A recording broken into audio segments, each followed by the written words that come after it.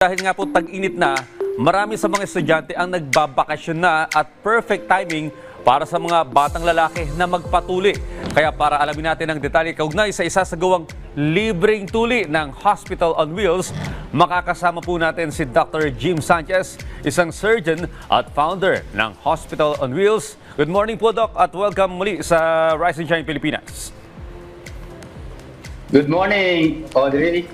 Good morning, Rise and Shine Pilipinas. Okay, Doc, kabilang nga po sa mga serbisyong medikal ng Hospital on Wheels, yung libreng tuli. Bakit mahalaga na isama ang libreng tuli sa inyo pong programa? Yes, pandagdag po natin itong circumcision. Alam po natin, pag-asa ng bayan din yung circumcision. At kung wala yung, sabihin na natin, manhood na yan,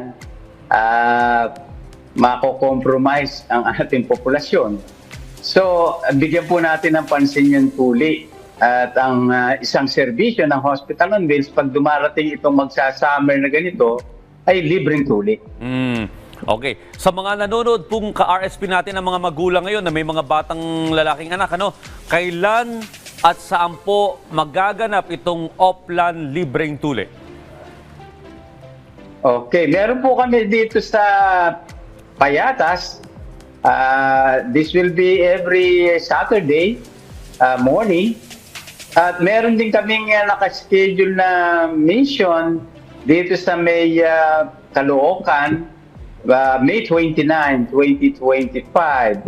Ang may advice ko po, follow nyo lang po kami sa Facebook, YouTube, yung Hospital on Wheels. Yan. At meron din po akong sariling YouTube channel, Dr. Jim Sanchez. Pwede po kayong mag-communicate sa amin. Alright. So, eto po may mga kailangan po bang ihandang requirements na dadalhin yung mga gusto pong magpatuli? Wala po. Ang kailangan lang yung bata. Yun ang requirement natin. Okay. Curious lang po kami, Doc, paano ninyo pinipili yung mga lugar na inyong pupuntahan o yung mga taong inyong tinutulungan para sa medical missions? May partnerships kami. Usually, ang mga partners namin, yung mga Phil-American organizations na nagsisignify na gustong tumulong sa ating bansa. So, binibigyan namin sila ng schedule. May mga invitation din po kami sa mga local government, saka yung mga organizations, civic organizations, na yan din ang kanilang goal, makatulong in terms of public health, yung kanilang programa. Alright, Doc, maliban po sa libreng tuli, ano po ba yung mga nakalatag na medical services na ino-offer ng Hospital on Wheels? Ang talagang pinaka-feature ng Hospital on Wheels, ang pinaka-concept nito is we bring the hospital to the community.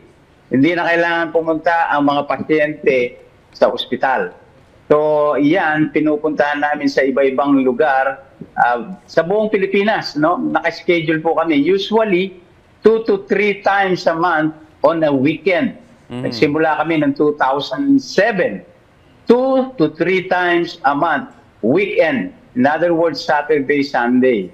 At ang aming pinaka-main na feature, yung mga operasyon na safe, gising ang pasyente, at siyempre maganda resulta at right away pwedeng umuwi na.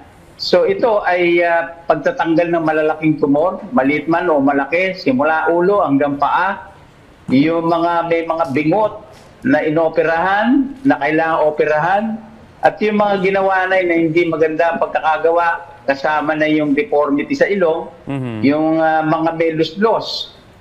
Bata, matanda, ginagawa po natin. At marami pa pong conditions na ino-opera ng Hospital on Wheels. Yung pangalawang ginagawa namin, may medical component. So, may medical consultation at saka may mga pre-medications for a starting dose ng kailangan nila. At yung pangatlo, yung dental, yung hindi lang yung pagbubunot, kundi yung preventive na para maalagaan ay yung ngipin ng mga tao. At yung pang-apat natin ay yung actually yung pangatlo, Pang-apat, yung optical. May vision screening kami at nagbibigay kami ng free reading glasses. At yung pinakahuli, nagtuturo kami yung mga basic life support sa mga komunidad na pinupuntahan namin. Ayan. At ang pinaka-importante dyan, libre yan. Tapos hindi mo na kailangan pumunta ng ospital dahil pupunta na sa mga bayan-bayan ang Hospital on Wheels. Okay, bilang panghuli, Doc, no, maaari nyo po ba uling anyayahan yung ating mga kababayan na nanonood ngayon sa inyong mga tulong o programa sa Hospital on Wheels? Okay, para alam po ninyo, ang buong yung ginagawa namin at kung saan kami pupunta, yung mga schedule namin, una, yung mga activities, no, para alam nyo kung anong ginagawa. Pangalawa, ano ang mga schedule?